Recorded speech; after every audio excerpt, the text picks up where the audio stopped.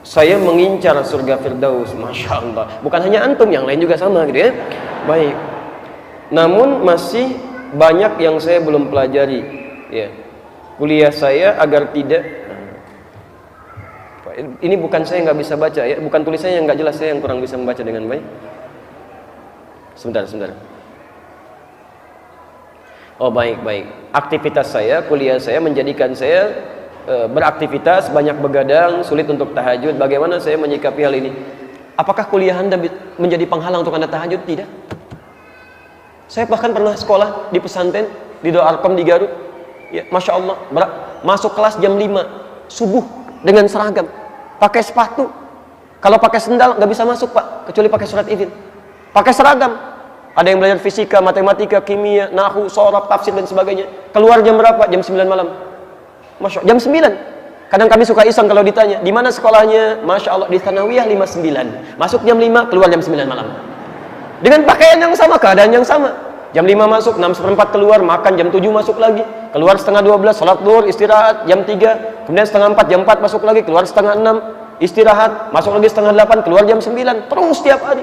Kadang setelah itu mengulang lagi materi, saya pergi ke masjid, mengulang lagi. Apakah meninggalkan tahajud? Tidak. Masih bisa bangun malam. Dan enak, nyaman, biasa saja ya, kami kuliah juga sama, masih bisa sholat malam, gak ada penghalang.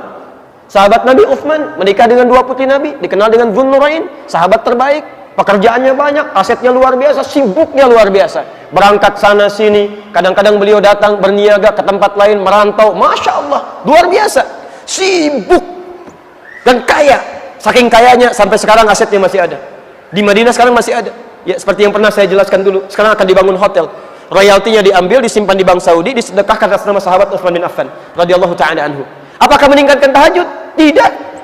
Cek keterangan Imam An-Nawawi di kitab At-Tibyan fi Adab Hamalatil Quran. Anda yang punya terbitan yang warna coklat ya, terbitan dari Kutub Islamiyah yang merah marun warna coklat, lihat di halaman 38 di paragraf yang pertama, baris 1 sampai 2, posisi paling kanan sebelah atas di pojok. Yang terbitan Darun Nafais warnanya kuning, lihat halaman 47, paragraf ketiga, baris 1 sampai 7, posisi paling kiri sebelah bawah. Ya. Apa kata beliau? Sahabat Utsman tidak meninggalkan tahajud, bahkan bisa tahajud sampai hatam Quran. Sahabat Nabi, dekat dengan Nabi, dijamin masuk surga tanpa hisab. Menikah dengan 2 putri Nabi, malaikat Jibril turun malu kepada beliau, dijamin masuk surga tanpa hisab, tingkat surga paling tinggi. Orangnya kaya, asetnya ada sampai sekarang, masih bisa tahajud dalam kesibukannya sampai hatam Quran.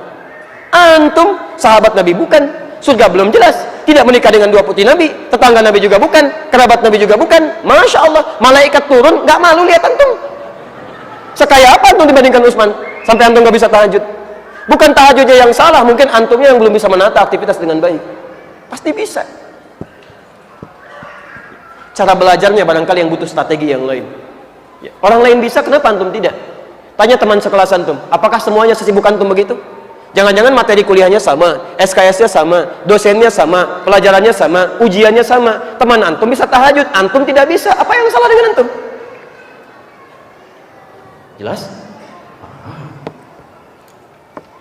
Jadi bahasa lembutnya, coba kembali lagi lihat, barangkali ada pekerjaan banyak yang tidak penting, yang tidak spesifik, yang tidak prioritas, sering dikerjakan sehingga menghambat untuk ibadah. Bikin rencana yang baik lagi ya, insya Allah.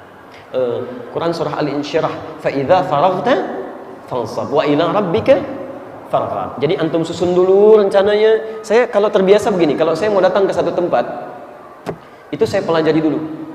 Ya, dulu saya belajar alhamdulillah.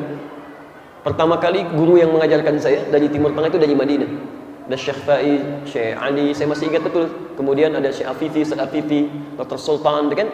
Sampai saya belum berangkat. Sampai saya pengen ke Madinah waktu itu ya, dan diberikan rekomendasi alhamdulillah ya, dan orang yang dekat ya dengan orang-orang di sana, dan bisa dikatakan secara kemanusiaan, ikhtiar manusia, kalau sudah diberikan insya Allah nggak ditolak gitu. Tapi Allah berkehendak lain ya, terjadi bom Bali pada saat itu, akses ditutup, tidak ada penerimaan beasiswa. Masya Allah, harap-harap ke Madinah Munawwarah, sampainya ke Madinah Ciputat. Masya Allah, kuliah di sana, masuk mengambil dari jurusan yang kerjasama dengan Al-Azhar, Dirasat Islamiyah wal Arabiyah. Gurunya dari Mesir, ada dari Mesir, dari India, dari macam-macam, termasuk dari MUI. Antum tahu, setiap saya punya keinginan saya keluarkan buku-buku Madinah, saya baca, saya keluarkan kurikulumnya. Fakultas ini bacaannya. Ini buku-bukunya. Ketika ada di Mesir, saya baca semuanya. Orang Al-Azhar belajar apa? Semester 1, semester 2 jurusannya apa? Bukunya saya kumpulkan, saya pelajari. Dan kadar Allah, ya kami diminta untuk ke Libya. Begitu berangkat ke Libya, sebelum berangkat saya telepon orang Libya. Pelajarannya apa? Masya Allah, apa saja? Jurusannya apa saja? Saya turunkan semua kitabnya. Saya baca, saya pelajari, saya bikin peta. Berapa lama saya kuliah? Apa yang dipelajari? Apa yang harus saya lakukan? Masuk jam berapa? Keluar jam berapa? Bisa pulang nggak ke Indonesia? Perpustakaannya di mana? Begitu sampai ke sana, yang saya lakukan masuk perpustakaan. Saya lihat masuk ke dalamnya, saya bikin peta. Di sini kitab Ulumul Quran, di atas peta sejarah, di sini kitab ini. Saya sudah punya petanya. Sehingga saya bisa mengatur kapan saya tahajud, kapan saya kerjakan ini, kapan saya kerjakan itu. Semuanya baik, gak ada masalah. Ya, kami alhamdulillah bisa belajar dengan baik, bisa tahajud, bisa menulis, bisa macam-macam dan sebagainya. Jadi nggak ada hambatan di sini. Nah, coba antum lihat, barangkali banyak kegiatan yang tidak penting, yang diberikan porsi berlebihan sehingga sulit untuk mengerjakan yang baik-baik yang lebih penting lagi. Ya, baik. Tidak harus jadi orang lain, cukup jadi diri sendiri. Jangan jadi Adi Hidayat, jadi diri sendiri. Kalau antum jadi saya repot gitu kan? Baik. Ibu saya nanti sulit gitu. Adi datang yang lain. Ya mah, padahal saya yang asli gitu kan?